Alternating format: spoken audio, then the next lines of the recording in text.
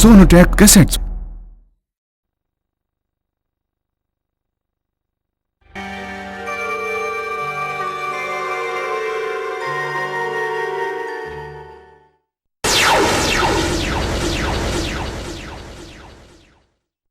हाहाकार मची थी जग में, प्राणी हुए उदास। ऐसे युग में संत हुए थे, संत गुरु रविदास।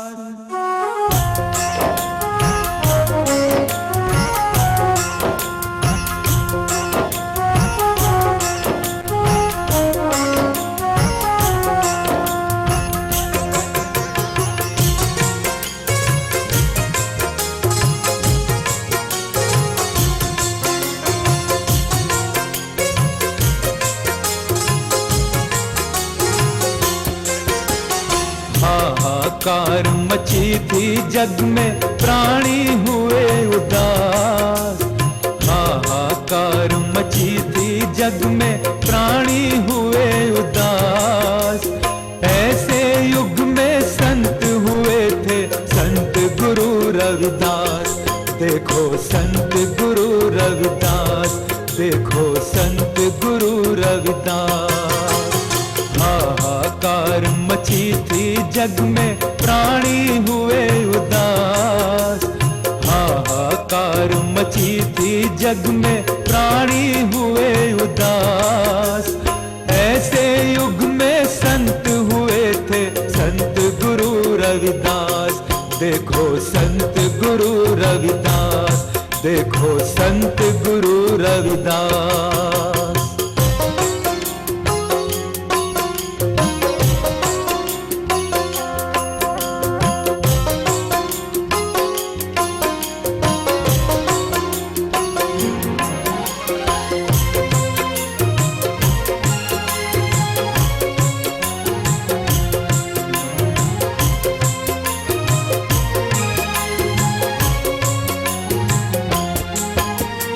जब जब अत्याचार बढ़ा, तब दूर किया अंधियारा। जब जब अत्याचार बढ़ा, तब दूर किया अंधियारा। हर मानव का कष्ट हरा, जब उनका मिला सहारा। हर मानव का कष्ट हरा, जब उनका मिला सहारा। फिर भी जालिम समझ न पाए, फिर भी जालिम समझ न पाए, किया पाप का नाश। देखो संत गुरु रविदास, देखो संत गुरु रविदास। हाहाकार मची थी जग में, प्राणी हुए उदास। हाहाकार मची थी जग में, प्राणी हुए उदास। ऐसे युग में संत हुए थे, संत गुरु रविदास। देखो संत गुरु रविदास, देखो संत गुरु रविदास। गुरु रविदास, संत गुरु रविदास, संत गुरु रविदास।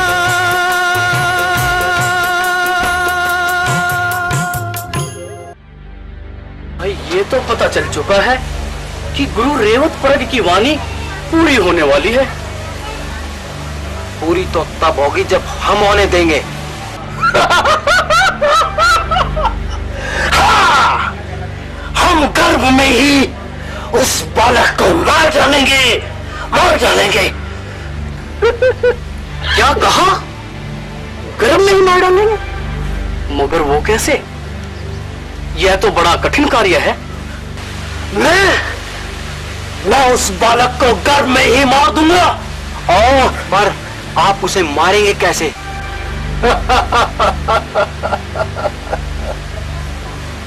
मारूंगा कैसे? ये सब तुम मुझ पर छोड़ दो, मुझ पर। और अपने अपने कान इधर लाओ।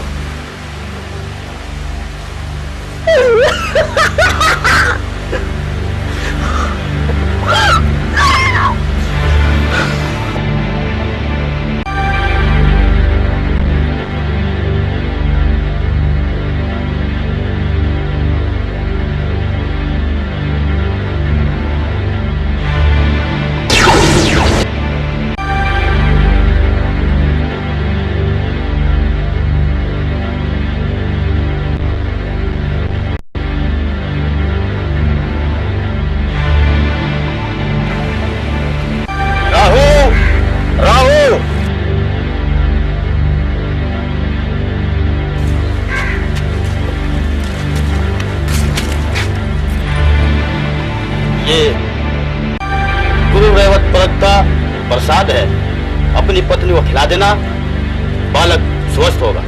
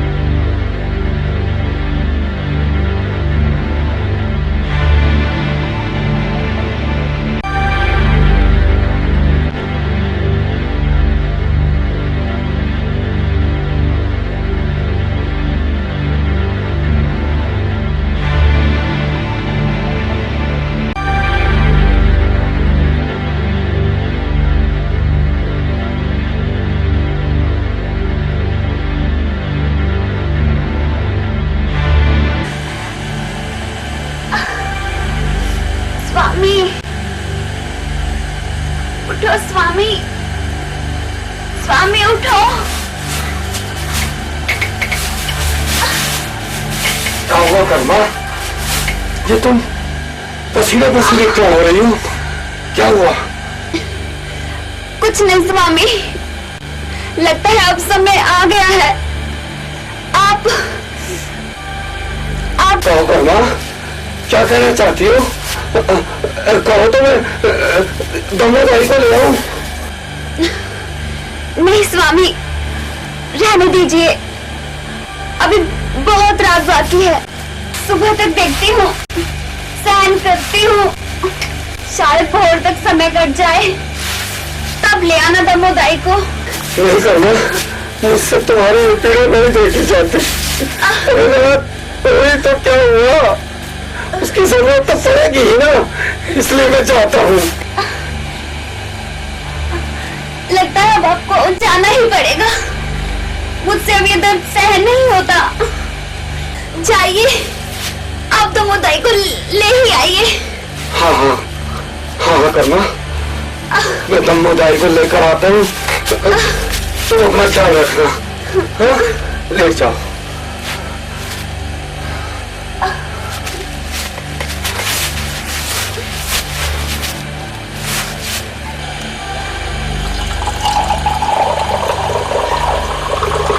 लो, ये पानी यहाँ रखा है, जरूरत पड़े तो पी लेना, अपना ख्याल रखना। मैं यूं गया और यूं आया।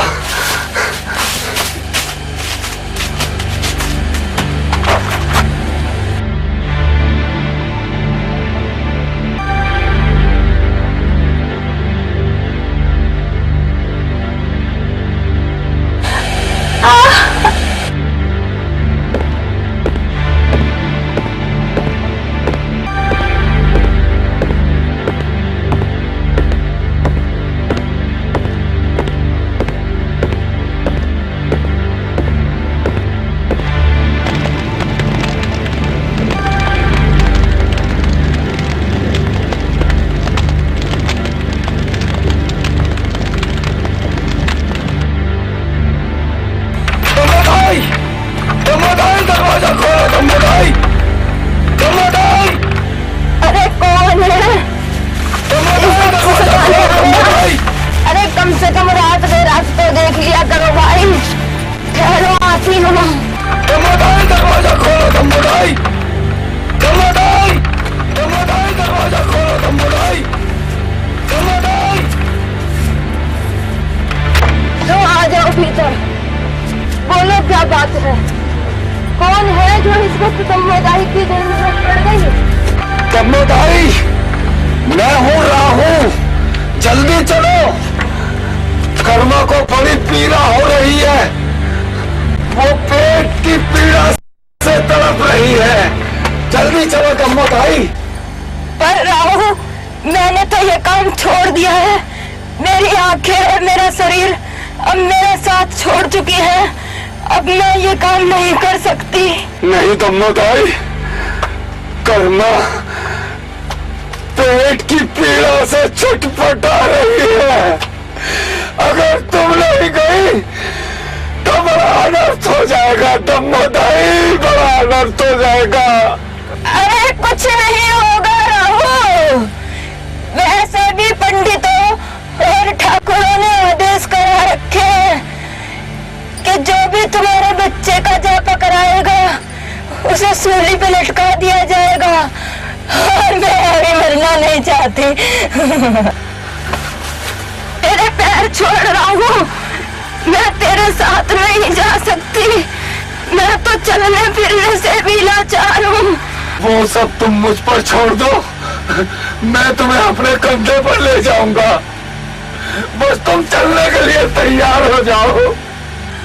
अच्छा तो नहीं मानता तो चलती हूँ तेरे साथ, पर तू मुझे अपने कंधे पर बिठाकर यहीं छोड़ जाइयो, मैं अंधी कुबड़ी बुढ़िया कैसे आ पाऊंगी?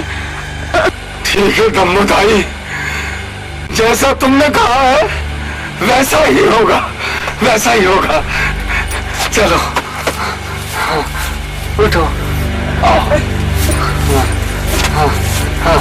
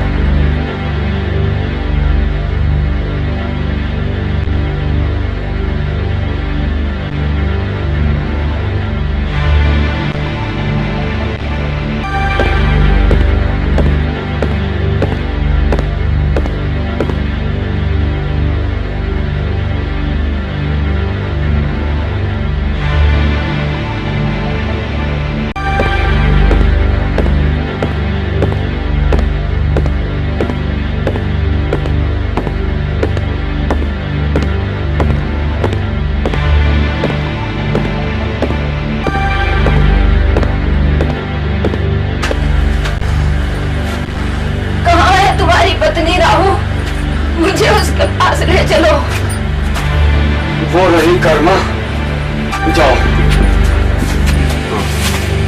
जाओ।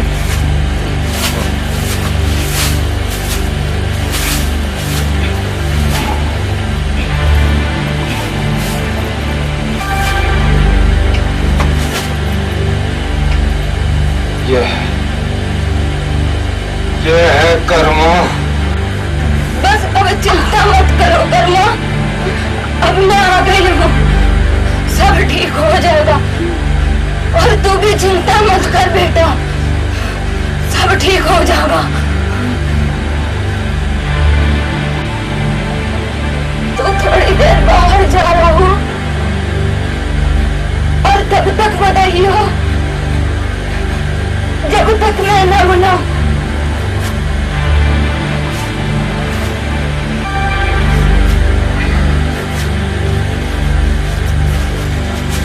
हाँ हाँ, मैं बाहर जा रहा हूँ, तो अपना काम करो।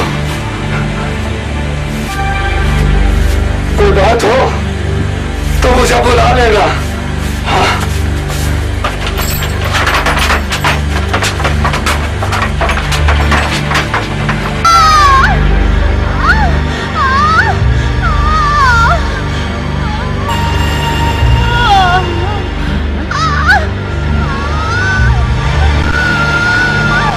बेटी बस थोड़ी देर और मेरी बच्ची, बस थोड़ा सा और सहन कर ले।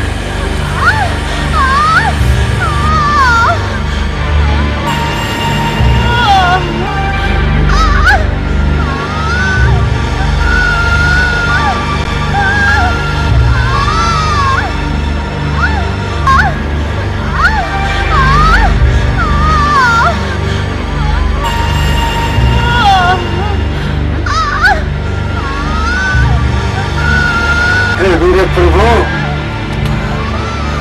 अगर तूने इस उम्र में ये दिन दिखाया है तो बिना किसी कष्ट के कर्मा को पार भी लगा। मेरे प्रभु दया कर मेरे प्रभु, दया कर मेरे प्रभु।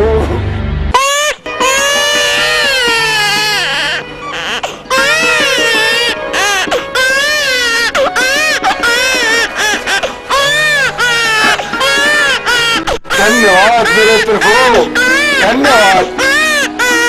तुम सबकी सुनते हो मेरे प्रभु, तुम बड़े दयालु हो।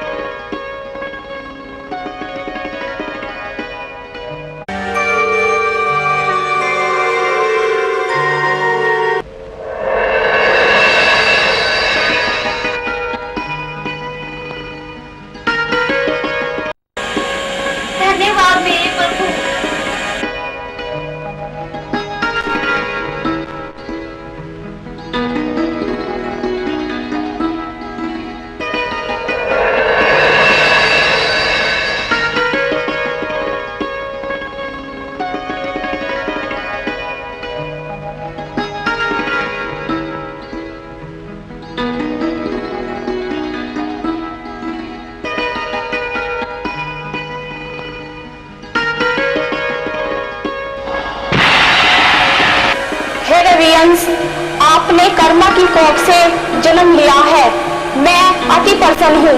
अब आप मुझे अपना कर्तव्य करने दीजिए।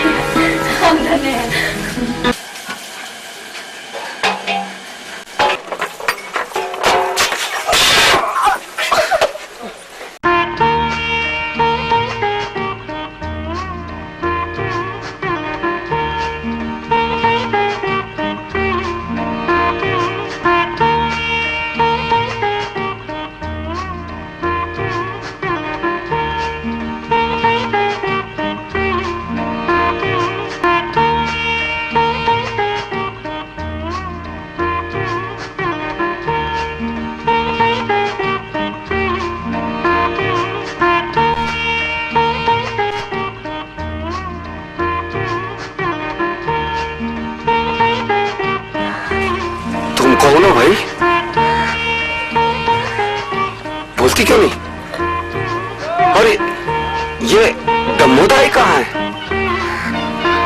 अंदर तो दम्मोदाई गई थी ना। तुम कौन हो? मैं ही तो हूँ दम्मोदाई। चमत्कार हो गया राहु, तेरे घर में अद्भुत पुत्र का जन्म हुआ है। तू सोचे मत, ये ले पकड़ ये थाली और इसे जोर जोर से बजा, ताकि सारे गांव को पता लग जाए कि तेरे घर बेटा पैदा हुआ है।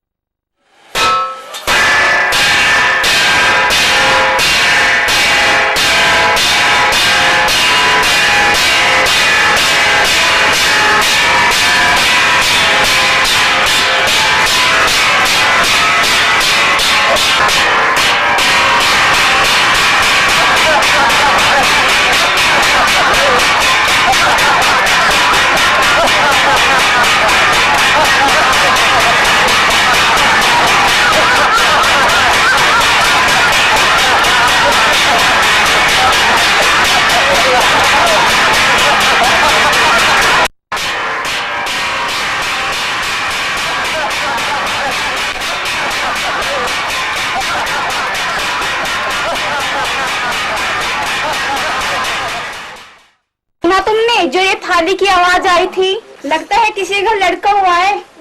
अरे चुप हो जा भगवान, ये थाली की आवाज किसी के घर से नहीं बल्कि राहु के घर से आ रही थी। उसी की पत्नी के पांव भारी थे। अरे ये तो मैं भूल ही गई थी। भूलने की आदत तो तेरी पुरानी है, जिसे मैं बरसों से झेल रहा हूँ। कभी तू ये भूल जाती है, कभी तू वो भूल जाती है। अब तो दूध देना भूल गई।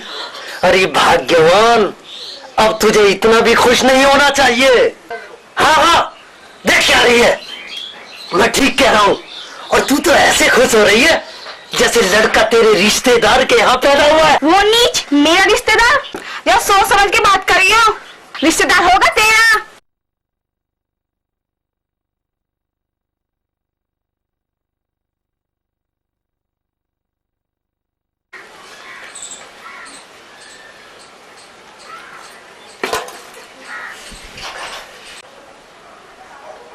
अरे जाते जाते ये बर्तन तो लेते जा, इन्होंने क्या बिगाड़ा है तेरा?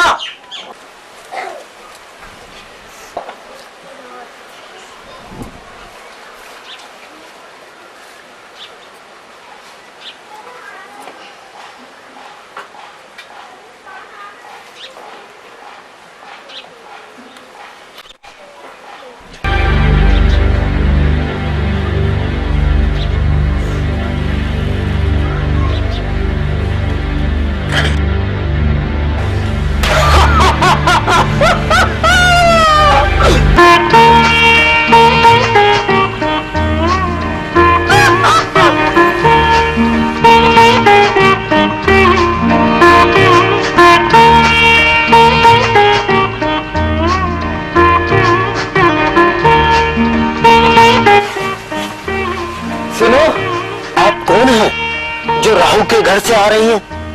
क्या आप उसके रिश्तेदार हैं? कमाल करते हैं शास्त्री जी, आपने मुझे नहीं पहचाना। मैं दम्मो हूँ, दम्मो, आपके गांव की दाई, वही कुबड़ी और अंधी दाई।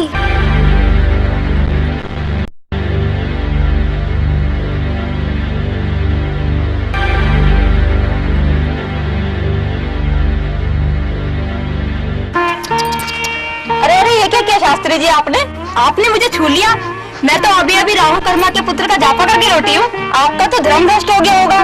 भाड़ में जाए धर्म, जो होता है उसे होने दे। और हमें ये बता कि बालक कैसा है, टेढ़ा मेढ़ा या अपंग? टेढ़ा मेढ़ा नहीं और ना ही अपंग, एकदम हष्ट पुष्ट है। मेरा मतलब तंदुरुस्त बच्चा। क्या कहा? तो सच कह रही है? एकदम सच कह रही हूँ शास्त्री जी, वो बालक तो चमत्कारी है। देख नहीं रहे हैं उसका चमत्कार? ये मेरी काया, ये मेरी आंखें, और क्या? और बताओ शास्त्री जी, मैंने अपनी आंखों से देखा था, गंगा मैया ने उसे खुद अपनी धारा से स्नान कराया और नमस्कार करके चली गई, और देवताओं ने फूलों की वर्षा की। अच्छा तू जा, अब हमें अपना काम करने दे, जा।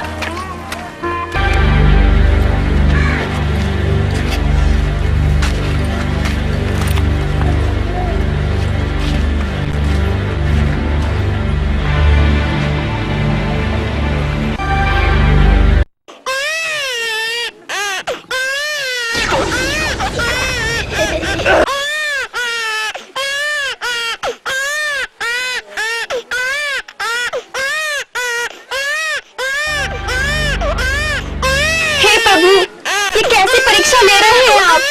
एक और मुझे माँ बनने का सौभाग्य दिया और दूसरी ओर मेरा बच्चा भूख से बिलख रहा है। मैं क्या करूं?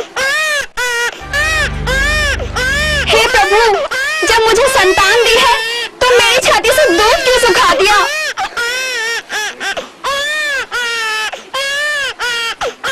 अभी तक आए क्या नहीं?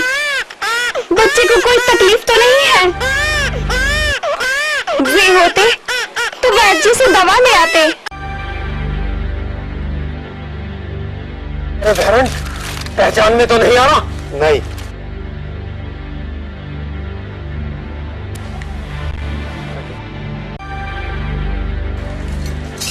अलख निरंजन, अलख निरंजन।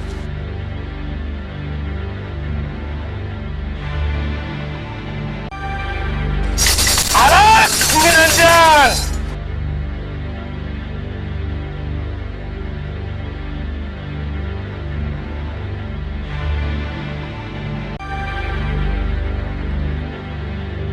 बच्चा, ये बालक क्यों रो रहा है?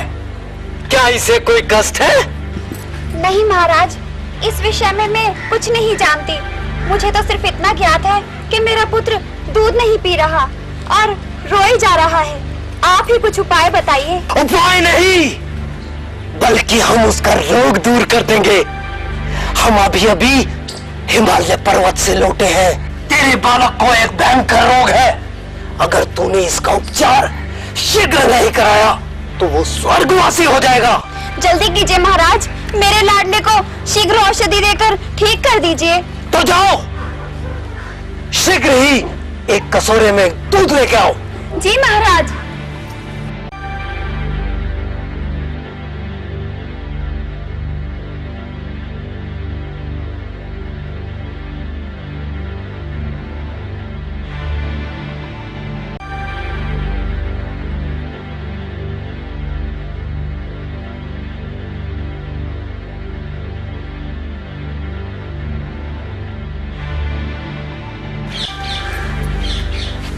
अब शीघ्र जाओ और अपने पुत्र को लेकर आओ।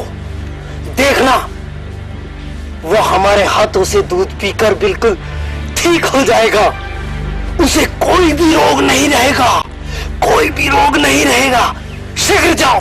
ठीक है महाराज, मैं अभी अपने पुत्र को लेके आती हूँ।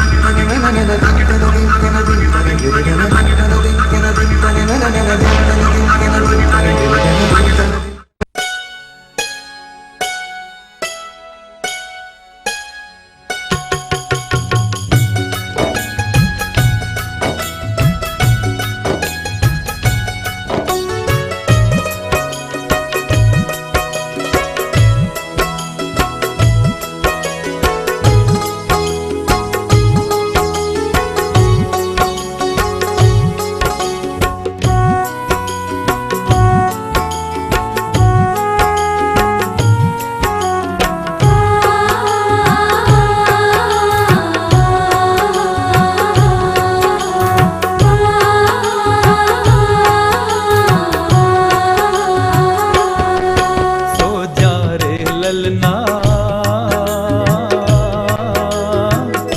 सो जा रे मेरे वीर, सो जा रे ललना सो जा रे मेरे वीर। ओ सो जा रे मेरे वीर,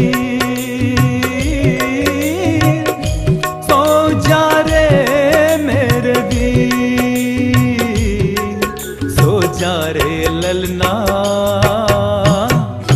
सो जा रे मेरे वीर, सो जा रे ललना सो जा रे मेरे वीर।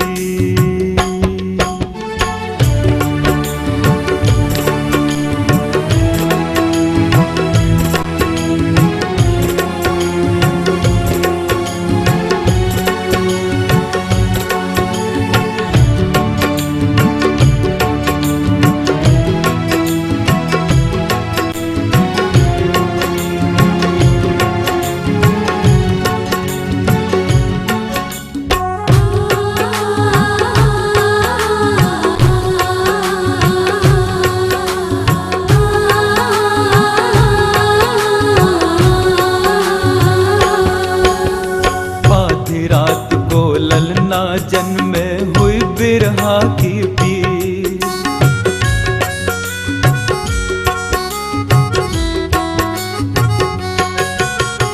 आधी रात को ललना जन्मे हुई बिरहा की पीर। किस दूती की नजर लगी है ओ,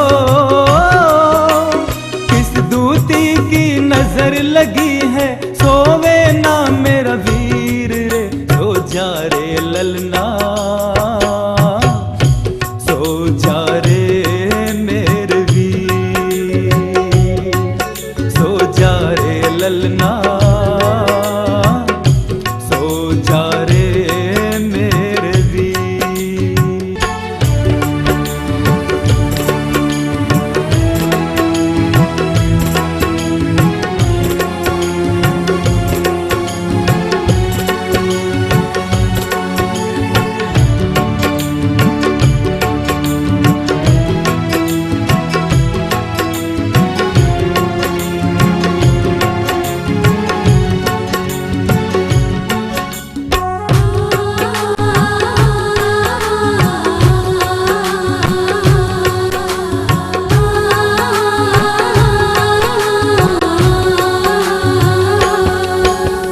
तीन लोक और 14 भवन में कहीं न ऐसा वीर,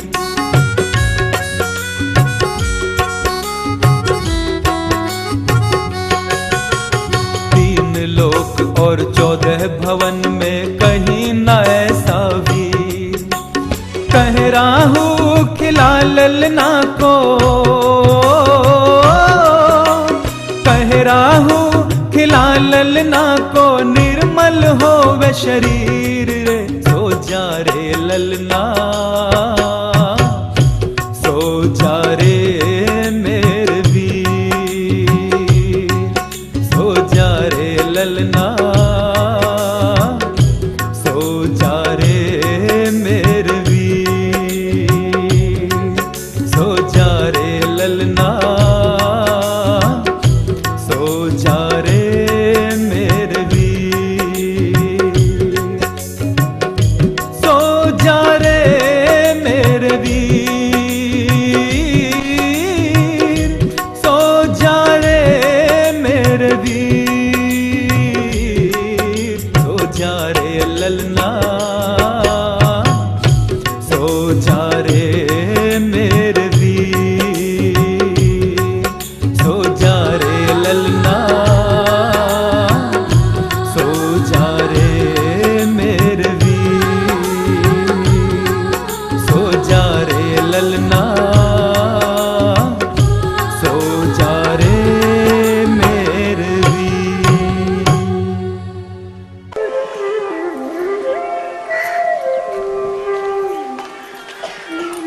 अच्छा कर्मा, मैं चलता हूँ, शीघ्र ही गंगा घाट पहुँचना है मुझे।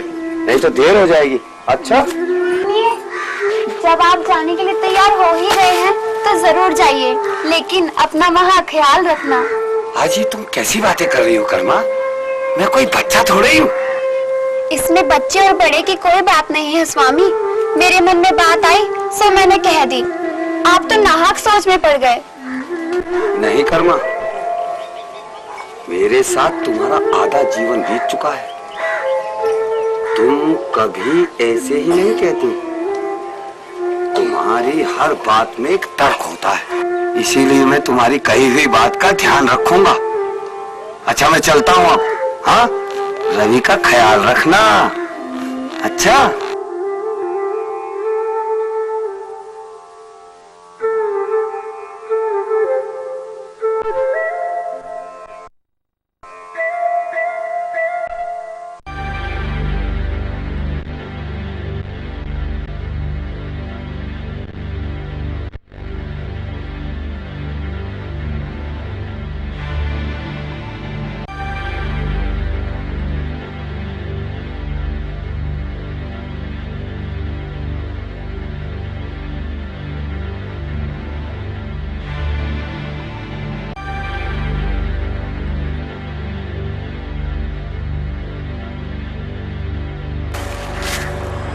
आज गंगा का बड़ा पवित्र स्नान है। तुम लोगों को बड़ी सावधानी और शक्ति से काम लेना होगा। जी शास्त्री जी। कोई शूद्र अगर यहाँ आने की चेष्टा करे तो उसे मार मार के घाट से 3 कोस दूर घसीट के ले जाना, समझे? और हाँ, खास तौर पर उस राहु के बच्चे का ख्याल रखना, वो गंगा घाट पर फटकने ना पाए, वरना तुम सबकी खैर नहीं।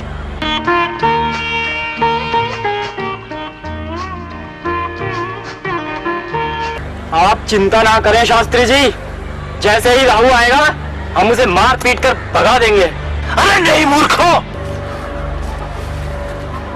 शास्त्री जी वो देखो राहु आ गया।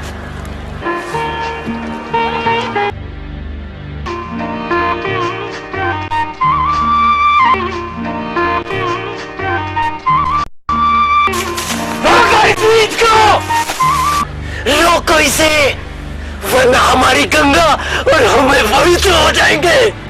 क्यों भाई, रास्ता क्यों रोक रहे हो? हमें गंगा स्नान के लिए जाना है। स्नान का मुहूर्त निकल जाएगा, हमें जाने दो। तुम्हें स्नान करने की आज्ञा नहीं है। तुम वापस जा सकते हो।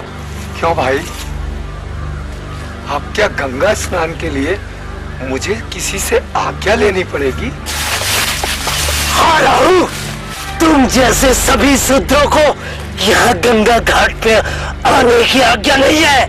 पर शास्त्री जी, गंगा मैया तो सभी की है ना? क्या नर, क्या नारी, क्या पशु, क्या पक्षी, क्या शूद्र, क्या स्वर्ण, गंगा मैया तो किसी को स्नान करने से नहीं रोकती ना।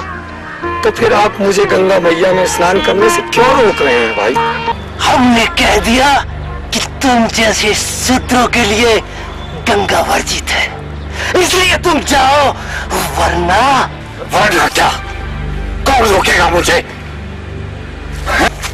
अगर तुम नहीं माने राहु, तो ये गंगा स्नान तुम्हें और तुम्हारी शूद्र बस्ती को बहुत महंगा पड़ेगा। हम तुम्हारी बस्ती में आग लगा देंगे। नहीं राहु, तुम अपने गंगा स्नान के लिए अपने दूसरे शूद्र भाइयों को घर से बेघर नहीं कर सकते, इसलिए लौट जाओ राहु, लौट जाओ, लौट जाओ राहु।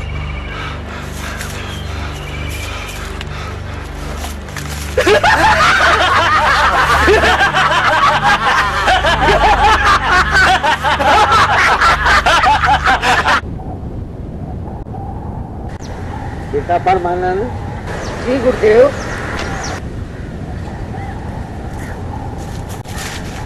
तुम मेरे परम शिष्य हो, इसलिए मैं तुम्हें आज्ञा देता हूँ कि अब हमारा यहाँ समय पूर्ण हो चुका है। चलो कहीं और चलकर आसन जमाएंगे, इसकी व्यवस्था करो। जैसे आपकी आज्ञा गुरुदेव।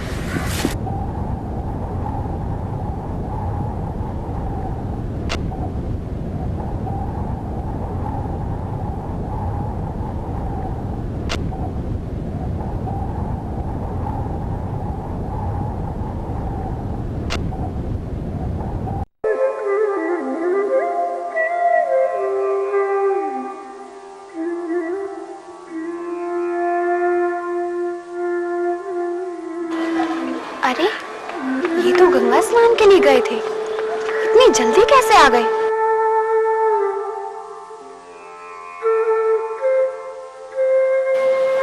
कैसी रही आपकी यात्रा? कल आए गंगा स्नान? नहीं कर्मा, मैं गंगा स्नान नहीं कर सका। क्या क्या कहा स्वामी? आप गंगा स्नान नहीं कर सके? परंतु क्यों? वो ऐसे कर्मा कि जब मैं गंगा जी की सीढ़ी उतर रहा था तो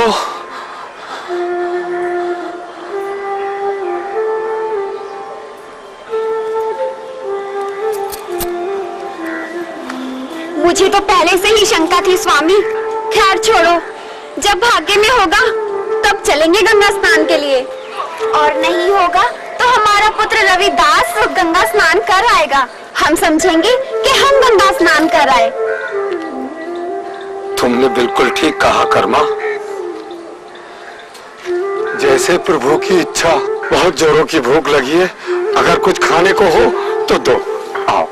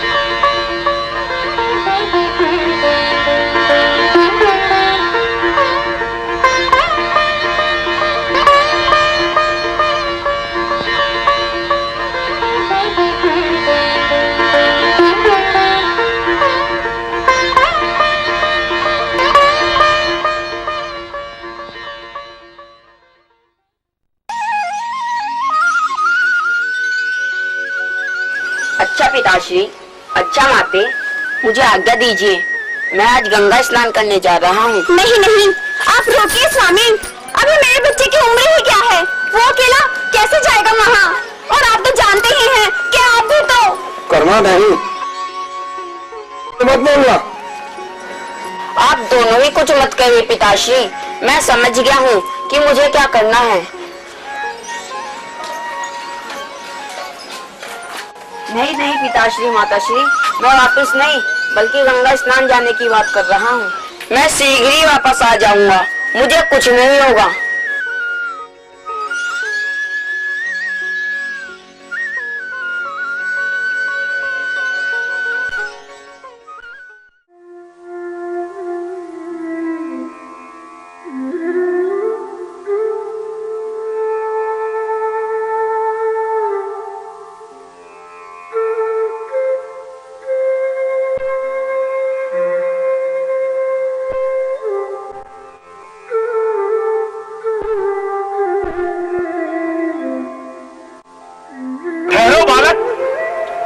हो बालक, और कहां से आए हो? क्या तुम्हें इतना भी नहीं मालूम कि गंगा मैया की आरती हुए बिना गंगा में स्नान करना ठीक नहीं है? पहले गंगा में दीप धूप, उसके बाद उसका पूजन होगा, उसके बाद ब्राह्मण लोग स्नान करेंगे। क्या तुम्हें इसका ज्ञान नहीं? हे ज्ञानी पंडित, मेरा मन दीपक है, चिंतन धूप और ध्यानी पुष्प है। मैं राहुनंदन रविदास हूँ। वाराणसी के माडू नगर में मेरा जन्म स्थान है। माडू नगर? माडू नगर? राहु चमार का पुत्र? अरे माडू नगर तो शूद्रों की बस्ती है। हाँ ज्ञानी पंडित, आपने ठीक समझा है, मैं वहीं का निवासी हूँ। सुन लिया आप लोगों ने, अरे सुन लिया आप लोगों ने, अरे राहु चमार का पुत्र, अरे इस गंगा को पवित्र करने आया है। अरे महाराज इस गंगा को, अरे क्या आप लोग ऐसा होने देंगे? अरे क्यों महाराज? मूर्ख बालक, क्या तुझे अपने प्राण प्यारे नहीं है? क्या तेरे नीच माता पिता ने तेरे प्राणों की परवाह किए बगैर तुझे ये बताने की चेष्टा नहीं की कि इस गंगा में तुम शूद्रों का स्नान करना वर्जित है और तुझे यहाँ मरने के लिए भेज दिया? नहीं ज्ञानी पंडित, इसमें माता पिता का कोई दोष नहीं है, बल्कि मैं तो स्वयं ही गंगा स्नान के लिए चला आया हूँ। क्या तुझे ये मालूम नहीं कि तुम जैसे शूद्रों का गंगा स्नान करना वर्जित है, अर्थात तुम्हारा यहाँ आना मना है? मुझे तो सब ज्ञान है, मैं ये भी जानता हूँ किसका कहा जाना वर्जित है, परंतु लगता है आप कुछ नहीं जानते, आपको कोई ज्ञान नहीं है। क्या कहा? हमें कोई ज्ञान नहीं है? अरे हम कुछ नहीं जानते दुष्ट। यही जो तुम वर्ण व्यवस्था की दीवारों में बटे हो, सभी प्राणी ब्रह्म अथवा इंद्रिय कर्म से ही उत्पन्न होते हैं। सभी के भीतर चारों वर्ण स्थित होते हैं। मानव मात्र में कोई छोटा बड़ा नहीं होता, कोई ऊंचा कोई नीचा नहीं होता, बल्कि दो हाथ दो पांव वाले एक जैसे ही व्यक्ति होते हैं। हे ज्ञानी पंडित, जिस प्रकार सूर्य का प्रकाश सभी को एक बराबर ही मिलता है, उसी तरह वायु भी अपनी हवा सभी को एक बराबर ही प्रदान करती है तथा पृथ्वी पर सभी लोग एक बराबर जगह पर खड़े होते तथा बैठते हैं। अरे उदंडी बालक, अब तू हमें भी उपदेश देने लगा? तेरी ये हिम्मत! ठहरिए पंडित जी, हम इस बालक की ज्ञानमयी बातें सुनना चाहते हैं। कितने सदैवे शब्द इस बालक के मुंह से निकल रहे हैं, हम सुनना चाहते हैं, इसे बोलने दीजिए। अरे छोड़िए महाराज, ये मूर्ख चमार क्या ज्ञान की गंगा बहाएगा? अरे इसका सारा समय तो जूती काटनी चमड़ा ढोने में ही बीत जाता है। ये अपनी जात भूलकर हमारी प्रतिष्ठा को कलंकित करने आया है, चमार कहीं का। हे ज्ञानी पंडित, जिस चमड़े से तुम गणना कर रहे हो, उसी चमड़े से तुम्हारे और हम सब के शरीर की रचना हुई है। क्या तुम इस चमड़े को अपने शरीर से उतार सकते हो? सृष्टि के नियम को बदल सकते हो? सोचो और समझो ज्ञानी पंडित। और ये जो वर्ण व्यवस्था है, सभी व्यक्तियों के अंदर शक्ति और चेतना के रूप में स्वयं विराजमान है। सब में एक सतगुरु की ज्योति, सतगुरु ही सर्जनहारा। कहे रविदास वह सब घटमाही, ब्राह्मण होया होई चमारा। वाह वाह, कितनी सुंदर वाणी कही है बालक ने। रुक क्यों गए, बोलो और कहो बालक। आप क्या कह रहे हैं महाराज? अरे आप इसकी बातों में मत आइए। नहीं पंडित जी, हम इनकी बातों में नहीं, हम इनकी ज्ञान में ही बातें सुनना चाहते हैं। और हमें आश्चर्य हो रहा है, इतनी अल्प आयु में इतना ज्ञान। कहो रवि, हम सुनना चाहते हैं। सुनिए महाराज, आप भी सुनिए महान ज्ञानी पंडित। कोई हिंदू कोई तुर्क कहावे, कोई ब्राह्मण बन जाई, उड़ जाए हंस पड़ा रहे पिंजरा, सभी वर्ण मिट जाए। हे काशी नरेश, जब ये चेतन आत्मा इस शरीर रूपी चमड़े से अलग होती है, तब वर्ण नहीं बल्कि मिट्टी का ढेर रह जाती है। हे राजन, जीव आत्मा के अंदर कोई वर्ण भेद नहीं होते और ना ही जात पात ऊंच नीच ही होता है, बल्कि जीव तो जीव होता है। इसमें कोई चमार या सुनार नहीं होता, कुमार और लोहार नहीं होता, कार और चित्रकार भी नहीं होता। ये तो सबके कार्य रूप है और सबके अंदर विद्यमान शक्ति समान रूप से होती है। परंतु रविदास, हमारे यहाँ के पंडित कहते हैं कि पंडित जी कह के हुए अभिमानी, पंडित पिंड की सार न जानी। हे राजन, जिस प्रकार आप उस वस्तु को देख रहे हैं, मैं भी वही वस्तु देख रहा हूँ। आप सुन रहे हैं, मैं भी सुन रहा हूँ। और जब ये गंगा किसी भी पशु पक्षी को अपना जल पीने से मना नहीं करती, यहाँ तक कि पशु पक्षी अपना मल मूत्र भी इसमें त्याग देते हैं, फिर भी सभी से पवित्र मानते हैं। तो आप सोचिए राजन, ये गंगा मात्र मेरे स्नान करने से कैसे अपवित्र हो सकती है? विचार कीजिए राजन, विचार कीजिए।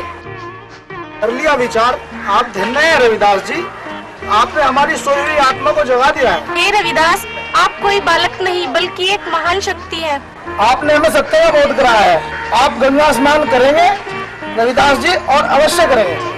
अरे ये क्या कह रहे हैं महाराज? अरे ऐसा करने से तो गंगा मैया रुष्ट हो जाएगी, आसमान फट जाएगा, जमीन हिल जाएगी। अरे इस शूद्र बालक की बातों में आप कहां से आ गए?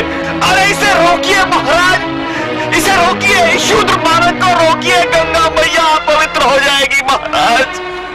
कुछ नहीं होगा पंडित जी, कुछ नहीं होगा, बल्कि आज तो हमें। महाराज ठीक कह रहे हैं पंडित जी, उसके स्नान करने से गंगा मैया कैसे रुष्ट होंगी, इतना तो हमें भी ज्ञान हो चुका है। हे काशी के श्रेष्ठ विद्वानी, आइए और पहले आप ही गंगा स्नान कीजिए। नहीं महाराज नहीं, ऐसा नहीं हो सकता। अरे नहीं हो सकता महाराज, रविदास तो पहले तो क्या बाद में भी स्नान नहीं कर सकता। मुझे आश्चर्य हो रहा है पंडित जी कि आप अभी रविदास को गंगा स्नान करने से रोक रहे हैं। आप जैसा भी समझे महाराज, पर रविदास। तनिक सोचिए पंडित जी, क्या गंगा मैया रविदास को स्नान करने से रोक देगी? आप चलिए गंगा स्नान कीजिए। फिर भी महाराज, हे काशी नरेश, अगर आपने रविदास को गंगा में स्नान करने की अनुमति दे ही दी है, तो इससे कहिए कि वो यहाँ स्नान ना करे, यहाँ से 80 घाट पर जाकर स्नान करे। हाँ महाराज, इसमें हैरान होने की कोई आवश्यकता नहीं है। 80 घाट यहाँ से बहुत दूर है और उसका बहाव भी आगे की ओर है। अच्छा फिर? हाँ महाराज, अगर रविदास वहां जाकर स्नान करेगा तो उससे छुआ हुआ जल हमें, आपको, रानी को अपवित्र नहीं कर पाएगा और वो जल आगे से आगे ही चला जाएगा, इस ओर नहीं आ पाएगा। अच्छा ठीक है पंडित जी, ऐसा ही होगा। जाओ श्रेष्ठ विद्वानी, आप 80 घाट पर ही जाकर स्नान कर लें।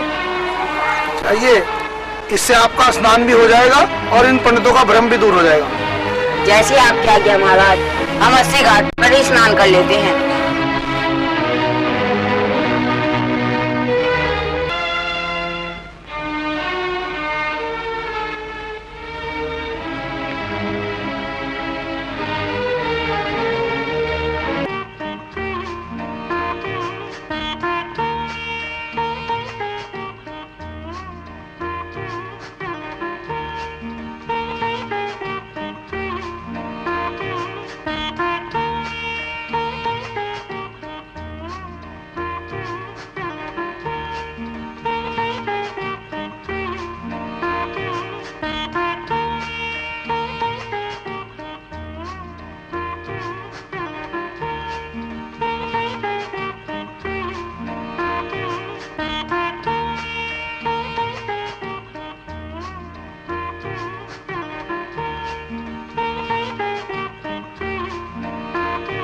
दर्शन दो गंगे मैया, आज तुम्हारा रविदास तुम्हें पुकार रहा है।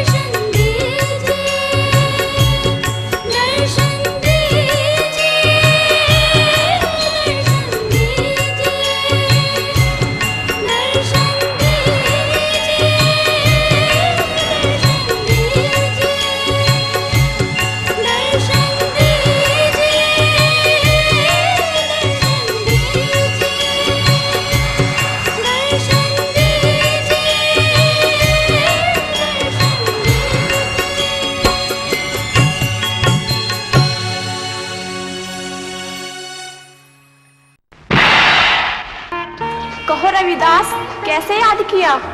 कैसे याद किया?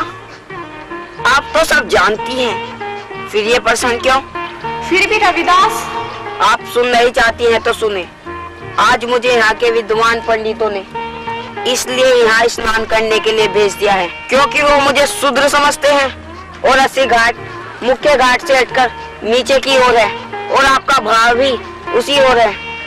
इसलिए मेरे यहाँ स्नान करने से आपका जल उस ओर नहीं बहेगा, राजा रानी को और पंडितों को अपवित्र नहीं कर पाएगा। तो आप फिर क्या चाहते हैं रविदास? मैं चाहता हूँ इन पंडितों का, इन ऊंची जात वालों का भ्रम टूट जाए और आपका भाव जब तक उस ओर नहीं होगा ऐसा कदापि नहीं होगा। इसलिए आप अपना पलवा उसी ओर मोड़ ले, मैं केवल यही चाहता हूँ। बस इतनी सी बात रविदास, जैसा आप चाहते हैं वैसा ही होगा।